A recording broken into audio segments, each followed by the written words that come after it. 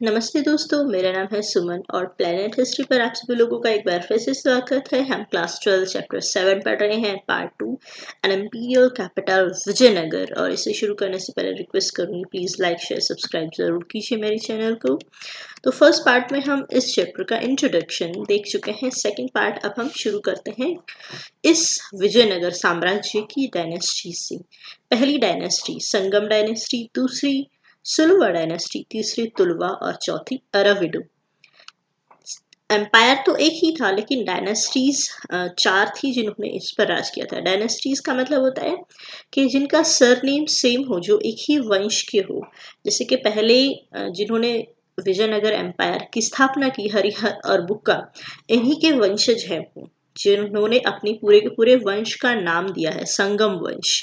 आने वाले इनके बेटे होंगे, इनके पोते होंगे और वे चलते जाएंगे। फिर उनमें से 1485 तक इस वंश ने, इस हरिहर और बुक्का के वंशजों ने राज किया और इसका संगम वंश या संगम डायनेस्टी इसको बोलते थे। दे वर रिप्लेस्ड बाय सुलुवास। उसके बाद आए मिलिट्री कमांडर थे इन्हीं के, तो वो वंश बदल गए, यानी कि वो उनका अपना कोई खून तो नहीं है, उनका कोई मिलिट्री कमांडर था जिन्होंने 1505 में अपने सुलवा डायनेस्टी की स्थापना की और संगम वंश के लोगों को हटा दिया। और सुलवा फिर 1505 के बाद तुलवा आए और उसके बाद अराविडो। ऐसे कृष्णदेव राय जो बहुत ही फेमस रूलर थे, बहुत ही महान राजा थे, जिनके साम्राज्य में उस वक्त इसके वंश में सबसे ज़्यादा खुशहाली, सबसे ज़्यादा एम्पायर स्टैब्लिश अच्छे से हुआ, बहुत सारे मंदिर और गोपुरम बने, मतलब उस समय पर सबसे ज्यादा विकास हुआ, तो वो थे कृष्णदेव राय, जो इस तीसरे डायनेस्टी के थे, तुलवा डायनेस्टी के। ठीक है, कृष्णदेव राय को जिन्होंने देखा था उन्होंने डिस्क्राइब किया, पेज हैं जिन्होंने किंग को डिस्क्राइब किया कि एक ब्यूटीफुल स्टेच्यू है कृष्णदेव राय का। ये गोपुरम चिदम्बरम में एक टेम्पल है तमिलनाडु, उसके गोपुरम में ये प्लेस्ड है। ये इसमें इन्होंने बोला है कि मीडियम हाइट के हैं, फेयर कॉम्प्लेक्शन है, मतलब गोरे हैं, मीडियम हाइट है, अच्छा फिगर है, थोड़े से हेल्दी ही है, बहुत पतले नहीं है। And he has on his face sign of smallpox. चेचक के छोटे छोटे इनके चेहरों पर दाग भी रह गए, निशान। Krishnadev Raya rule was characterized by full expansion and consolidation. मतलब expand भी हुआ और सुदृढ़ भी हुआ, मतलब अच्छे से पैर जमाए विजयनगर एम्पायर ने। He brought under his control the land between Tungabhadra and Krishna river. Tungabhadra और कृष्णा रिवर मैंने फर्स्ट पार्ट में आपको दिखाया था मैप में।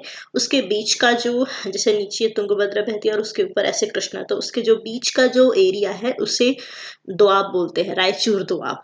इसी को लेकर ही दक्कन सुल्तान में और कृष्णदेव राय के उसमें, इनकी विजयनगर डायनेस्टीज में और अश्वपति लोगों में, इन सब में रहता था कि ये सबसे ज्यादा अच्छा क्षेत्र है, इस पर कौन कब्जा करेगा। और मैक्सिमम टाइम ज्यादातर हमेशा यही रहा है कि विजयनगर एम्पायर का ही वहां पर स्टैब्लिश रहा था rule.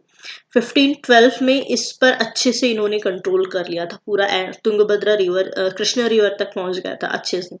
He defeated Pratap Rudra of Gajapati dynasty, जो उड़ीसा के गजपति शासक थे, उनके एक राजा का नाम है प्रताप रुद्र। 1514 में इन्होंने उनको हराया था। और बीजापुर के जो सुल्तान थे, जो 5 अलग अलग छोटे छोटे दक्कन सुल्तान डिवाइड हो गए थे, उसमें से एक बीजापुर के हैं, आपने देखा होगा लेफ्ट साइड में दिखाया था मैंने मैप में, उनको भी इन्होंने 1520 में हराया था, इसी रायचूर दोआब को लेकर। और उसके बाद ही इन्होंने इस दोआब को अच्छे से अपने कंट्रोल में किया। His rule is credited with buildings of fine temples and attractive gopuram to many important South Indian temples. बहुत सारे टेम्पल्स बनवाए, कई सौ, विजयनगर एम्पायर में कई छोटे छोटे बड़े बड़े बहुत सारे टेम्पल्स है, बहुत सारे। उनमें से काफी सारे टेम्पल कृष्णदेव राय ने बनवाए थे, और जो काफी बड़े बड़े ऑलरेडी पहले से बने हुए टेम्पल हैं उनके गोपुरम भी इन्होंने बनवाए थे। गोपुरम मतलब जो एंट्री गेट होता है ना, कि ये पूरा का पूरा एक एरिया है जिसमें यहाँ पर बीच में ऊपर मंदिर होता है और यहाँ पे एक एंट्री गेट होता है। तो एंट्री गेट ही इतना भव्य और इतना विशाल होता है जो दूर से दिखाई दे, वो एंट्री गेट है, उनको गोपुरम बोलते हैं। तो वो गोपुरम भी, काफी सारे मंदिरों के गोपुरम भी कृष्णदेव राय ने बनवाए थे। जैसे कि बृहदेश्वर टेम्पल जो तंजावुर में है, विजयनगर एम्पायर में ही, उसका गोपुरम इन्होंने बनवाया था। जैसे कि ये है, ये आपके एनसीईआरटी का भद्दा सा दे रखा है चित्र। चित्र तो सुंदर सुंदर देने चाहिए ना। ये काफी बड़ा ऐसा है, ये गोपुरम बृहदेश्वर टेम्पल का तंजावुर में। ये गोपुरम इन्होंने बनवाया था। और पूरा का पूरा तंजावुर टेम्पल ऐसा है, ये कॉम्प्लेक्स होता है पूरा मंदिर का। इधर ये मेन टेम्पल होता है और ये उसका पूरा तंजावुर टेम्पल का गोपुरम है जो कृष्णदेव राय ने बनवाया था। तो ऐसा बारीकी से और ये इतनी सारी चीजें बनाने के लिए उस समय के कारीगर कितने महान रहे होंगे, और कितने दिन लगते होंगे ये सब बनाने में उनको। ये स्टोन के बने होते हैं ना। He also founded the suburban township near Vijayanagar called suburban township, sorry. एक छोटा सा नगर भी बनाया था, शहर नगलपुरम, अपनी माँ के नाम पर कृष्णदेव राय ने। विजयनगर आफ्टर कृष्णदेव राय। अभी ये तुलवा डायनेस्टी के थे कृष्णदेव राय, उसके बाद से अराविडु डायनेस्टी आई। इसमें थोड़ा सा कम हो गया, और 1565 में जो युद्ध हुआ था उसमें ऑलमोस्ट विजयनगर एम्पायर, जो इनका रायचूर दोआब है और विजयनगर शहर है, वो खत्म होते होते ये थोड़ा सा ईस्ट की तरफ, थोड़ा नीचे की तरफ आ गए थे। तो आफ्टर डेथ ऑफ कृष्णदेव राय इन 1529, इसके जो तुलवा डायनेस्टी में कृष्णदेव राय के जो सक्सेसर थे 1529 के बाद से, वो थोड़े कमजोर थे, उतना अच्छे से कंसोलिडेट नहीं कर पाए एम्पायर को। और उनके जो अपने नायक थे, मिलिट्री चीफ थे यानी कि, उन्होंने रेबेल कर दिया, और उसके बाद अराविडो dynasty I. By 1542, the control of empire came under another ruling lineage, the Aravidu, which continued till the end of 17th century. Battle eight राक्षसी तंगड़ी बोलते हैं, राक्षसी तंगड़ी बोलते हैं अलग अलग, या फिर बैटल ऑफ तालीकोटा। अब ये जो राजा था अराविडु डायनेस्टी में बाद में, उनमें एक इनके राम राय राजा के चीफ मिनिस्टर थे। वो काफी कंट्रोल थे, काफी सारा कंट्रोल, क्योंकि वो उन्होंने ही राजा को, इनके जो बेटे थे कृष्णदेव राय के, उन दोनों में आपस में युद्ध होने लगा है कि गद्दी पर कौन बैठेगा। तो उसमें ही खींचातानी में बाद में जिस बेटे को राम राय ने बिठाया था गद्दी पर, वो चीफ मिनिस्टर बन गया, और काफी सारा एम्पायर का कंट्रोल अपने हाथ में लेने लग गया कि क्या एम्पायर में क्या क्या चीजें होनी है, हमें कहाँ एक्सपांड करना है, कहाँ किस चीज को बनवाना है। काफी सारा मैनेजमेंट एडमिनिस्ट्रेशन अपने हाथ में राम राय ने ले लिया था। मेन हेड एक तरीके से उसकी ये राम राय बन गए थे, क्योंकि वो बच्चा था। Eventually it resulted in an alliance of the sultanates against Vijayanagar. अब ये जो मिलिट्री एम्बिशंस थे राम राय के या विजयनगर के रूलर्स के, उनको ही कन्विंस करना पड़ता था, नाम तो उन्हीं के चलना है। तो उनको बोला कि भाई हमको और ऊपर की तरफ जाना चाहिए, और जो ऊपर ये दक्कन की सल्तनत है, यहाँ पर हमको ये होना चाहिए। तो इन्होंने पहले एक बार लड़ाई की, इधर बीजापुर से, इधर गोलकोंडा से, और इधर अहमदनगर से। तो गोलकोंडा को एक बार हराया इन्होंने, फिर एक बार बीजापुर को भी हराया, एक बार अहमदनगर को भी हराया राम राय ने ही। लेकिन बाद में, और ये चाहते थे कि आपस में इनके बीच में भी एक दूसरे को लड़वाने की कोशिश की कि भाई देखो, बरार के जो सुल्तान है वो चाहते हैं कि गोलकोंडा उनके हाथ में जाए, ऐसे ऐसे करके। तो लेकिन इन तीनों को एक बार हराने के बाद, ये बाद में इन्होंने सोचा कि हम एक साथ हो जाते हैं, क्योंकि हैं तो ये सारे मुस्लिम शासक ही, अलग अलग शाही जो भी है, ये कुतुब शाही है, ये आदिल शाही, निजाम शाही अहमदनगर में, इमाद शाही बिरार में, बरीद शाही बीदर में। तो इन तीनों ने बाद में इकट्ठा हो लिया। ये जो बीच वाले थे ये अलग थे, इन्होंने बहुत ज्यादा वो नहीं किया, इधर रायचूर दोआब आता ही है। तो ये दोनों इकट्ठे हो गए, और इन्होंने फिर एक साथ मिलकर विजयनगर के साथ युद्ध किया। इस युद्ध को राक्षसी तंगड़ी बोलते हैं, और इन तीनों सुल्तानों के मिलने की वजह से उनकी ताकत बढ़ गई। और युद्ध में ऐसे तो बोलते हैं कि काफी इन्होंने चीटिंग वगैरह भी की थी, क्योंकि अपने जो यहाँ की जो संस्कृति है, इंडिया की जो संस्कृति है, उसमें युद्ध के फिक्स नियम होते हैं जो तोड़े नहीं जा सकते हैं। तो वो जो नियम थे वो मुस्लिम रूलर्स या फिर ये सब लोग मानते नहीं थे। ये उन चीज़ों का फ़ायदा उठाते थे कि यहाँ के रूलर्स को ये तो इस नियम को तोड़ेंगे नहीं, हम तोड़ते हैं, इनको हरा देते हैं। ऐसा बोला भी जाता है कि ज़्यादातर युद्ध इसी तरीके से हुए हैं। जीत तो पाते नहीं थे और ज़्यादातर ये चीटिंग करते थे कि इन युद्ध के नियमों को हम चुपके से तोड़कर उन लोगों को हरा देते हैं। तो इस युद्ध में विजयनगर की हार हुई और बाकी की जो तीन थी सल्तनत, ये अहमदनगर, बीजापुर और गोलकोंडा, ये तीनों जीत गई थी। ये इसके अगेंस्ट में थी। इस बैटल को बोलते हैं Talikota. Army of Vijayanagar defeated by the combined armies of Bijapur, Ahmednagar and Golconda. Victorious armies sacked the city of Vijayanagar. Vijayanagar के पूरे शहर को जला दिया था। कहा जाता है कि जब ये युद्ध हुआ था उसमें जब ये हार गए थे तो उसके बाद ये पूरा का पूरा शहर 6 महीनों तक जलता रहा था। एक और ख़ास बात मुस्लिम रूलर्स की या फिर सल्तनत रूलर की या सभी की कहें, उन सभी की आदत थी कि जहाँ पर भी युद्ध करते थे तो वहाँ के फिर उनके शहरों को, उनके सिटीज़ को ऐसे तबाह कर देते। वहाँ पे अगर कुछ मॉन्यूमेंट्स हैं, कुछ मंदिर हैं या फिर उनकी अपनी कुछ चिन्ह हैं, शहर हैं, सबको ऐसे जलाकर तोड़ देते थे, राख कर देते थे और वहाँ से सब कुछ लूट के ले जाते थे। और ऐसा बहुत बार होता है, जैसे यहाँ पर भी कि जो औरतें थी उन्होंने बाद में जौहर भी कर लिया था क्योंकि वो उनको स्लेव, मैक्सिमम तो सेक्स स्लेव के तरीके से ही औरतों को और अच्छी कन्याओं को पकड़ के लेके जाते थे, उन्हें अपना दास बनाते थे। तो काफ़ी सारी उनमें से ऐसा सिर्फ पद्मावती ने ही जौहर नहीं किया है, ऐसे बहुत सारे एग्जाम्पल्स हैं हिस्ट्री में जो हमें पढ़ाए वैसे नहीं जाते हैं कि औरतें वहाँ की कई बार खुदकुशी कर लेती थी या जौहर कर लेती थी और भाग जाती थी। तो आदमियों को, शहर को, मंदिरों को सब कुछ तोड़ दिया था, पूरी की पूरी। उसमें कितने मंदिर थे, कितनी सारी चीजें थी, पूरा का पूरा शहर तोड़ दिया। तो ये जानवरों जैसा ही एक सलूक है एक तरीके से, तो कि जहां पर जा रहे हो तो उनकी चीजों को सब कुछ क्यों तोड़ना होता है। सिटी उसके बाद से खाली हो गई थी, विजयनगर उसके बाद से एक खंडर की तरह बन गया था। After the defeat, Aravidu dynasty shifted its focus to the east and ruled from Penikunda, later from Chandragiri near Tirupati. तो 1526 में भी हारने के बाद ये अराविडू डायनेस्टी और 100 साल तक राज तो किया था, लेकिन विजयनगर से नहीं बल्कि कहाँ से, पेनुकोंडा से और थोड़ा और बाद में चंद्रगिरी से भी, जो विजयनगर से और इस तरफ नीचे की तरफ आता है। तो ये वाला जो एरिया था ये सल्तनत के कब्जे में आ गया था बाद में। रिलेशनशिप बिटवीन सुल्तान्स एंड रायाज, सुल्तान और राय के बीच में, जो विजयनगर एम्पायर के बीच में हमेशा से ही बहुत बुरे संबंध नहीं रहे हैं। जैसे एक बार विजयनगर का, क्योंकि दोनों ही स्ट्रांग थे तो इसलिए बहुत कोशिश नहीं होती थी ज़्यादा। रायचूर दोआब को कंट्रोल ज़्यादातर विजयनगर एम्पायर ने किया। कभी दक्कन के सुल्तान भी करते थे, पर वो जानते थे विजयनगर एम्पायर बहुत स्ट्रांग है तो बहुत ज़्यादा आपस में टक्कर लेने की कोशिश नहीं करते थे।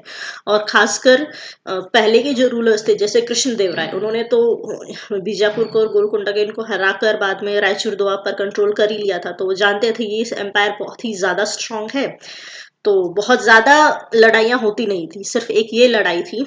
उससे पहले भी छोटी छोटी लड़ाइयाँ होती थी जिसमें हमेशा ज़्यादा समय लड़ाइयों में दक्कन के जो सुल्तान थे वो ही ज़्यादा हारते थे। तो एक ये लड़ाई हारे और विजयनगर पूरा का पूरा उन्होंने तहस नहस कर दिया। अब विजयनगर के एम्पायर के लोग तो ऐसा जानवर जैसा नहीं किया था कि जहां पर उनको हराया तो उनके लोगों को मारा या शहरों को तहस नहस कर दिया। आम जनता को भी नहीं छोड़ते थे, उनको भी मार देते थे आदमी को। तो ऐसा तो इंडियन कोई रूलर ऐसा कोई नहीं करता था इस तरीके से। For example, Krishnadeva Raya supported some claimants to power in sultanate and took pride in title establisher of Yavana kingdom.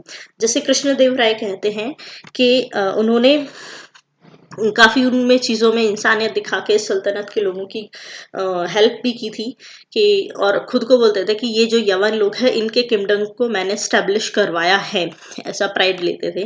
यवन संस्कृत वर्ड है जो कि पहले ग्रीक के जो लोग थे, ग्रीक से आए थे, जैसे छठी शताब्दी में आए थे बहुत पहले, उन लोगों को यवन कहा जाता था जो बाहर से आ रहे हैं, जो संस्कृत नहीं बोलते हैं। मैंने शायद पिछले चैप्टर में बताया था जो यहाँ के रूल और संस्कृति को नहीं मानते हैं और जो संस्कृत नहीं बोलते हैं, उससे दूसरी कोई भाषा बोलते हैं जो संस्कृत से जुड़ी हुई नहीं है, उन्हें यवन बोलते हैं। और इन शॉर्ट अफगानिस्तान तक हमारी संस्कृति थी, तो अफगानिस्तान से उधर के जो लोग हैं, ईरान, इराक या फिर पूरा का पूरा यूरोप, बाकी वो यवन लोग, सभी को यवन बोला जाता है। North West. Similarly, the Sultan of Bijapur intervened in an attempt to resolve the succession dispute in Vijayanagar. और सेम ऐसा हुआ था कि विजयनगर में जैसे कृष्णदेव राय की डेथ के बाद उनके जो दो बेटे हुए थे, उनकी डिस्प्यूट्स को सॉल्व करने के लिए बीजापुर के सुल्तान ने इंटरवेन किया था कि भाई हो जाए। पर हुआ ये था कि उनकी आपस में लड़ाई ज्यादा करवाई थी बीजापुर ने। इसमें पता नहीं क्यों ऐसा दिया है कि सुल्तान के बीजापुर के सुल्तान ने रिजॉल्व करने की कोशिश की थी, बल्कि उनकी लड़ाइयाँ करवाई थी। और बाद में राम राय ने ही किसी एक को बैठाकर राजा बनाया था। According to historians, Vijayanagar kings were keen to ensure the stability of sultanates and vice versa. जैसे आपस में दोनों की सल्तनतें बैठी रहे शांति से, ये ऐसा हिस्टोरियंस बोलते हैं। लोकल जो हिस्ट्री है वो ऐसा नहीं बोलती, वो हमेशा से यही, लोकल जो लोग हैं वो यही बोलते हैं कि भाई जो यहाँ के सुल्तान थे वो इसीलिए शांत थे कि यहाँ का जो विजयनगर के एम्पायर के लोग थे या फिर यहाँ का जो साम्राज्य था वो स्ट्रांग ही इतना था, इसीलिए वो कुछ नहीं कर सकते तो शांत बैठे थे। हिस्टोरियंस बोलते हैं कि वो नहीं चाहते थे। खैर, adventurous policy of Ram Raya and his attempt to play off one sultan against another sultan came together and defeated him decisively. और राम राय ने कोशिश की कि भाई इन सुल्तनतों तक भी हमारा राज्य पहुंच जाए, लेकिन ऐसा हुआ नहीं। और सल्तनत की ये पांचों जो सुल्तान है ये इकट्ठा आ गए, उनमें से 3 ने मिलकर लड़ाई लड़ी थी, बाकी 2 शांत थे और तालीकोटा में विजयनगर की हार हुई। Nayak in Vijayanagar Empire. In the Vijayanagar Empire, the Nayak were military chiefs who exercised power and controlled force and had armed supporters. नायक जैसे कि हमेशा ज्यादातर होता है कि राजा पूरे राज पर कर नहीं सकता है, तो अलग अलग जो छोटे छोटे प्रोविंस है उनके एक हेड होते हैं।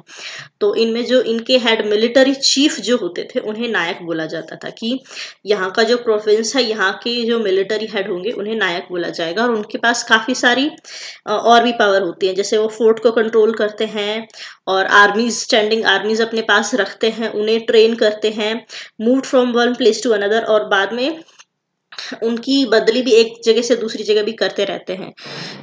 accompanied by peasants looking for fertile land in order to settle.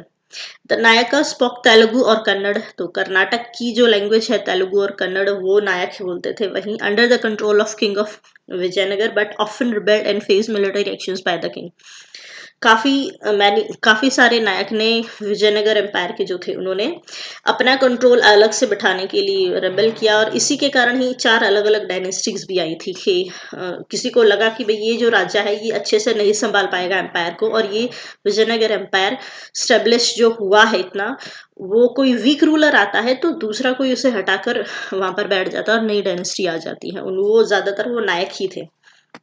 और किंग इसके बाद जैसे अराविडू डायनेस्टी जब आई, अराविडू डायनेस्टी के बाद विजयनगर एम्पायर का हुआ क्या था, ये टुकड़ों में बट गया था। बहुत छोटे छोटे 8-10 अलग अलग एम्पायर बन गए थे, जैसे जिसमें आगे मैसूर का होता है, वहां पर ये छोटा छोटा कंट्रोल हो गया था। Amar Nayak system was major political innovation of the Vijayanagar empire. इन नायकों को ही अमर नायक बोला था। Amar is believe to be derived from Sanskrit word samar. अब ये अमर नायक का मतलब ये है कि ये अमर जो शब्द है ये समर से बना हो, जो संस्कृत का वर्ड है, जैसे कि बैटल कहा जाता है, क्योंकि मिलिट्री चीफ होते थे। समर का मतलब बैटल या वॉर होता है, लड़ाई, तो उससे ये वर्ड आया हो अमर नायक, मतलब समर को ही अमर बोलते हो। या फिर it also resembles the Persian term amir, या फिर पर्शियन टर्म है अमीर, यानी कि अमीर यानी कि हाई नोबल, जो ऊंचे लोग होते हैं, तो उसको भी रिप्रेजेंट कर सकता है ये। तो अमर नायक ये मिलिट्री चीफ होते थे। इसका जो फीचर है वो दिल्ली सल्तनत के एकता सिस्टम से भी सेम मिलता जुलता है, वैसा ही है। Amara nayaka were military commanders, territories to govern by the Raya, अलग अलग टेरिटरीज इन्हें दी जाती थी राजाओं के द्वारा, राय के द्वारा। The duty was to collect करना उनकी ड्यूटी थी, और उस टैक्स में से अपना पार्ट अपने पास रख लेना, बाकी राजा के पास पहुंचाना। और जिस अपने पार्ट में से उन्हें पीजेंट्स से भी जो ड्यूज रह जाते हैं वो भी कलेक्ट करना होता था। क्राफ्टमैन और ट्रेडर जो हैं उनसे भी टैक्स कलेक्ट करते थे। पार्ट रेवेन्यू का अपने पर्सनल यूज के लिए, और हॉर्स और एलिफेंट और जो आर्मी है उनको मेंटेन करने के लिए कुछ रेवेन्यू उसमें से, उसका कुछ पार्ट वहाँ के जो लोकल उस जगह के टेम्पल है, इरिगेशन वर्क है, मतलब समाज के लिए जो वहाँ के लोकल लोगों के लिए जो व्यवस्थाएं करनी है उसके लिए भी सब काम ये अमर नायक ही करते थे।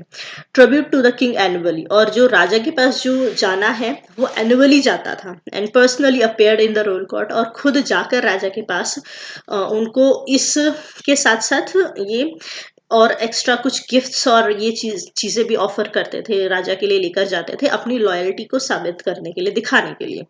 किंग अपना कंट्रोल उनके पास उनको अलग अलग जगह पर करने के लिए भी करते थे, कि किसी एक जगह पर इन्होंने अगर ये पैर जमा ली, वहां के लोगों को अपने हक में कर लिया, तो अलग किंगडम बना सकते हैं। तो इसलिए उनको एक जगह पर ज्यादा समय रखते नहीं थे और इंटरचेंज उनकी पोजीशन करते रहते थे। In course of time they establish independent kingdoms, इसीलिए काफी जगह पर कोई नायक ज्यादा समय रह जाता था तो वो अपना इंडिपेंडेंट किंगडम स्टेब्लिश कर सकता था।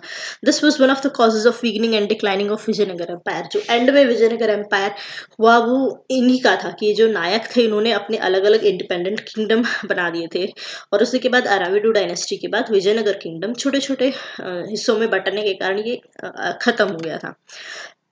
Kings and traders trade on horse during Vijayanagar rule.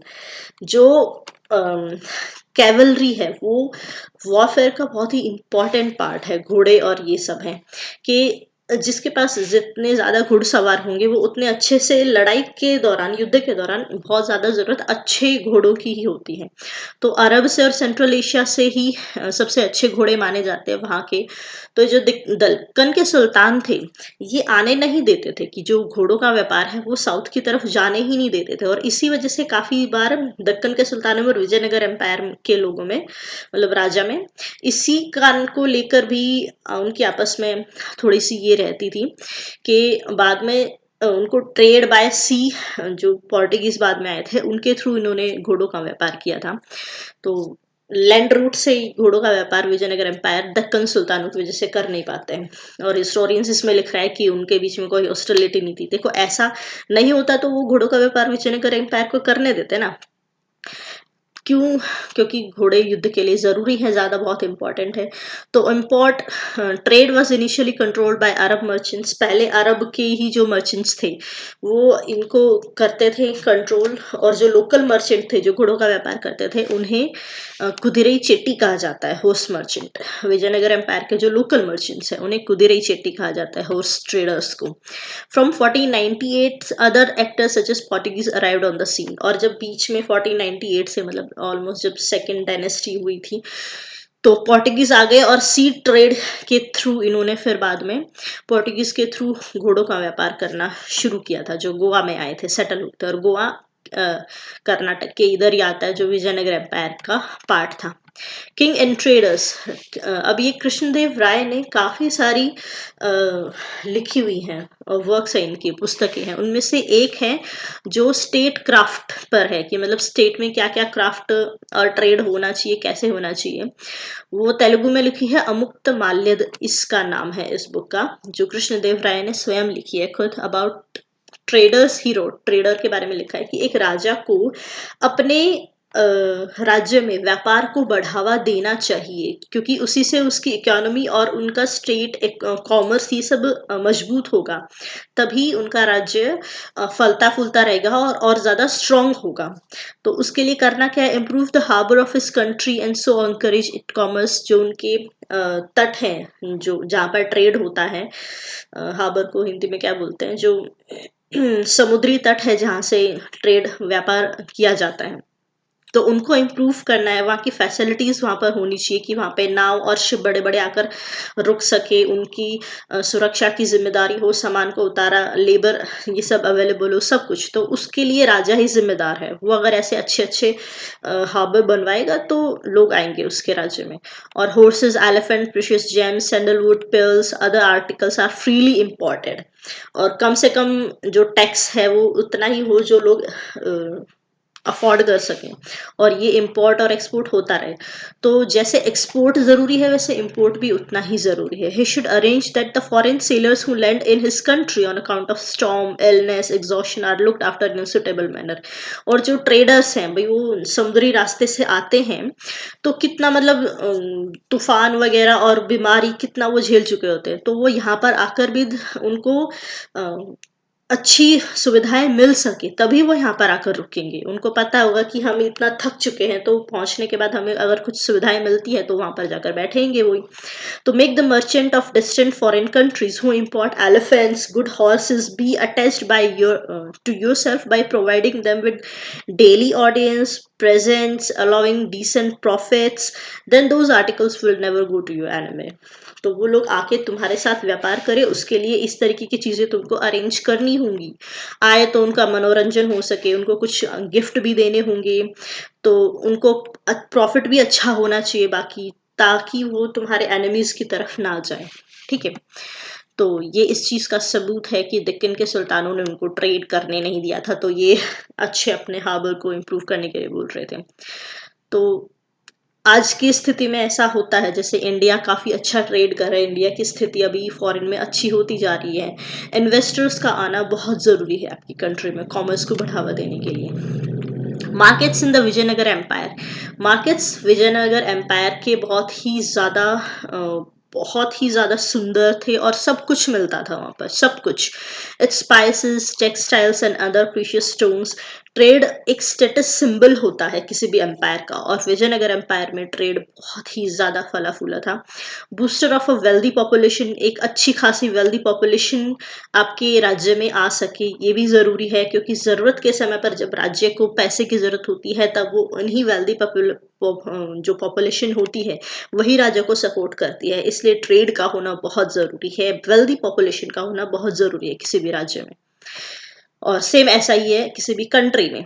ठीक है, तो जो लोग ये बोलते रहते हैं कि भाई फॉरेन इन्वेस्टर्स आ रहे हैं, बड़े बड़े लोग बन रहे हैं देश में, अपना व्यापार कर रहे हैं, बड़ी बड़ी कंपनियां बना रहे हैं, ये नहीं होना चाहिए। बिल्कुल होना चाहिए। जब देश को जरूरत पड़ती है तब ये बड़े बड़े जो बिजनेसमैन है यही आपके देश को संभालते हैं, आप लोग नहीं जानते हैं। Need of high value exotic goods such as precious stones in jewellery. जब जरूरत होती है काफी इन चीजों की, प्रीशियस स्टोन और ज्वेलरी, वो भी बहुत ज्यादा थी। The revenue that came from the trade was used for the development of the state. जो रेवेन्यू आता था इस ट्रेड से, अच्छा खासा टैक्स लगा के इस पे, वो भी स्टेट की डेवलपमेंट में ही यूज किया जाता था। द बाजार, जैसे कि पेज डोमिंगो पेज ने बाजार का डिस्क्रिप्शन दिया है। Going forward you broad and beautiful street, बहुत चौड़ी और बहुत सुंदर स्ट्रीट है जहाँ पर बहुत सारे मर्चेंट्स रहते हैं। क्या क्या है उनके पास? Rubies, diamond. Diamond, Vijayanagar empire बहुत फेमस था डायमंड के व्यापार में, क्योंकि साउथ में डायमंड की खान बहुत ज्यादा है। तो एमरल्ड्स, और इसके मंदिर जो थे, जो ये युद्ध हुआ था ना तालीकोटा का, मंदिर बहुत सारे पेयल से, मतलब हीरे जवाहरात और सुंदर सुंदर वो सारी चीजें थी मंदिरों में लगी होती थी। तो मंदिरों को खासकर इसीलिए तोड़ते थे मुस्लिम रूलर्स, के मंदिरों को तोड़कर उसमें से जो उनकी जो दीवारें हैं मंदिरों की, या फिर जो भी चीजें हैं उनमें ये जड़े होते थे, उनको इसीलिए तोड़ा जाता था मंदिरों को स्पेशली।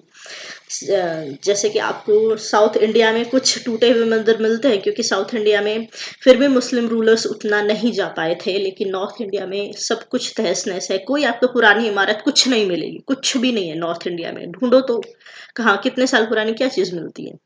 तो सब कुछ टूटा हुआ है क्योंकि मुस्लिम रूलर्स ने सब कुछ तोड़ दिया था। तो ये जो रूबीज है, डायमंड है, ये पर्ल है, ये सिर्फ लोग पहनते नहीं थे, ये मंदिरों में होते थे। एंड और यही उस स्टेट की दिखाती थी कि लोग इतने अमीर थे कि वो पहनने के साथ साथ इतना ज्यादा एक्स्ट्रा होता था, लोगों के पास इतने ज्यादा अमीर थे, सोने की चिड़िया इसीलिए बोला जाता है कि वो मंदिरों तक भी दान कर सकते थे, इतने ज्यादा अमीर थे। मतलब जैसे हम अभी अगर मंदिर में जाते हैं तो 10 रुपए या 100 रुपए दान करके आते हैं ना, उस वक्त लोगों की इतनी ज्यादा औकात थी कि वो हीरे जवाहरात मंदिर को दान कर सकते थे। Seed pearls, cloths and every other sort of thing there is on earth, जो भी अर्थ पर ऐसी प्रेशियस और महंगी चीजें हैं वो उस वक्त विजयनगर एम्पायर के मार्केट में आपको अवेलेबल थी, that you may wish to buy. Then you have three every evening affair, और हर इवनिंग पे शाम को वहां पे एक मेला लगता है जहाँ पर काफी दूर दूर से भी लोग आते थे अपनी स्पेशल कुछ चीजों को बेचने। जैसे कि अभी भी मंदिरों में, बड़े बड़े मंदिरों में हर साल मेला इसीलिए लगता है ताकि लोकल जो चीजें हैं उनको बढ़ावा मिल सके, बेचते हैं लोग। Sell many common horses, nags, many citrons, limes, oranges, grapes, other kind of garden stuff, wood, मतलब छोटे से छोटी और बड़ी से बड़ी सब कुछ मिलेगा आपको। क्या आपको, जैसे अभी होता है ना ये बड़े बड़े मॉल बने हुए हैं, कोई एक बहुत बड़ा मॉल है, आपको मॉल में जाओगे तो हर एक चीज मिलेगी, सेम ऐसे विजयनगर एम्पायर का मार्केट था कि जहां पर आपको हर तरीके की हर चीज मिलने के लिए आप ले सकते हैं। City as best provided city in the world, इस विजयनगर सिटी को उन्होंने बोला था कि यहाँ पर सब कुछ मिलता है, इसलिए ये best provided city in the world है, विद मार्केट्स क्या है, stocked with provisions such as rice, wheat, grain, India corn, certain amount of barley, beans, moong, pulses, horse gram, मतलब जो हीरे जवाहरात से लेके खाने तक, हाथी, घोड़े, सब कुछ मिल रहा है।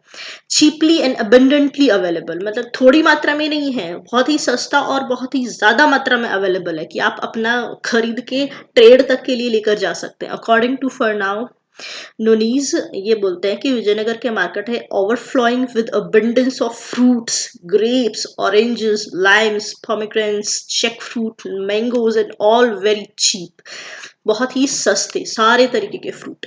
Meet too was sold in abundance, मतलब मीट भी मिलता था मार्केट प्लेस में। नूनीस बोलते हैं कि भाई मीट के साथ साथ पक्षियों को, मतलब पालतू अगर आपको उन्हें बनाना है वो भी मिलते थे। Mutton, pork, venison, partridges, hares, doves, quail and all kind of birds, sparrow, rat, cat and lizards as being sold in the market of Bisnaga, Vijayanagar.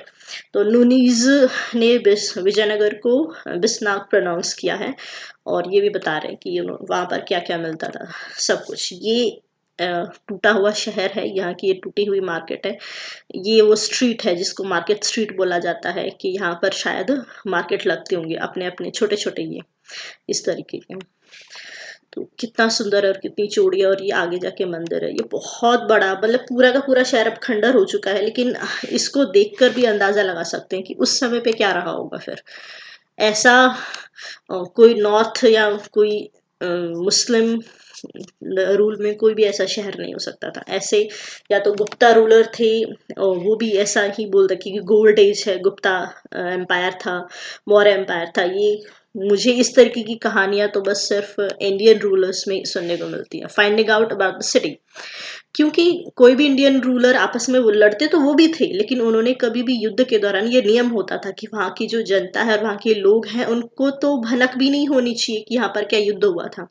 वो इन सब चीजों से अछूते थे। जो सामान्य जनता की जनजीवन था वो युद्ध और राजनीति से बहुत अलग थी। Finding out about the city, a large number of inscriptions of the king, काफी सारे इंस्क्रिप्शन मिले हैं, और काफी सारे जो ट्रेवलर्स हैं ये उनके नाम हैं जिनको मैंने यहाँ पर अच्छे से लिख दिया है। Travellers who visited the Vijayanagar empire, Indian Italian trader है Niccolo de Conti, an ambassador name Abdul Razzaq sent by the ruler of Persia, Persia के रूलर ने अपना एम्बेसडर भेजा था अब्दुल रजाक विजयनगर एम्पायर को देखने के लिए कि ऐसा उसका नाम क्यों सुना जा रहा है, दिख कराओ क्या है ऐसा। A merchant named Afanasy Nikitin from Russia, एक मर्चेंट था, आया था ट्रेड करने के लिए रशिया से, वो लिखता है ऐसा अफनासी निकेतन। ये 15th सेंचुरी में आए हैं ये तीन लोग, और ये तीन लोग 16th सेंचुरी में आए थे, पोर्टुगीज ट्रैवलर थे। डुआर्टे बरबूजा, डोमिंगो पेज और फर्नाओ नूनीज, जिनके नाम अभी हमने पहले देखे थे। तो स्प्रॉलिंग सिटी, डोमिंगो पेस बोलते हैं कि ये सिटी के बारे में, कि ये एक सिटी एक जगह से दिखी नहीं जा सकती, क्योंकि इस सिटी के बीच में काफ़ी छोटे छोटे हिल्स है। किसी एक हिल से भी पूरी की पूरी सिटी देखी नहीं जा सकती, लेकिन जिस भी सिटी से मैं देखता हूँ तो मुझे ये रोम के जैसा ही, उतना ही विशाल और उतना ही सुंदर दिखाई देता है। बहुत सारे ट्रीज हैं, ग्रुप्स हैं, मतलब सुंदर सुंदर गार्डन है, हाउसेज हैं, कंड्यूट्स ऑफ वाटर है, लेक्स हैं, पैलेस है राजा का, जहाँ पर पालग्रूम और फ्रूट बेयरिंग ट्रीज है। बहुत सुंदर है। तो ये पार्ट काफी बड़ा हो गया इसको बोलने में, तो आज के लिए इतना ही। इससे आगे का हम फिर बाद में देखेंगे कि विजयनगर एम्पायर में कौन कौन सी बिल्डिंग थी। इस चैप्टर में वैसे सिर्फ कुछ सेलेक्टेड चीज़ें ये दी हैं, बहुत बहुत बड़ा था विजयनगर एम्पायर की, बहुत सारी चीज़ों को इस चैप्टर में नहीं बताया है। खैर फोटो ही दे देते, बहुत सुंदर है विजयनगर एम्पायर। तो आपको कुछ कमेंट्स करने हैं मेरी वीडियो के बारे में, कुछ समझ में नहीं आया है, मैं एक्सप्लेन नहीं कर पाई हूँ, वो मुझे बता सकते हैं। और लाइक शेयर सब्सक्राइब ज़रूर कीजिए मेरी वीडियोस को। आप सिर्फ देख रहे हैं तो भी किसी के साथ शेयर कीजिए, सब्सक्राइब ज़रूर कीजिए, बिना सब्सक्राइब कीजिए ना जाए। तो आज के लिए इतना ही, टाटा बाय बाय, फिर मिलते हैं नेक्स्ट पार्ट में।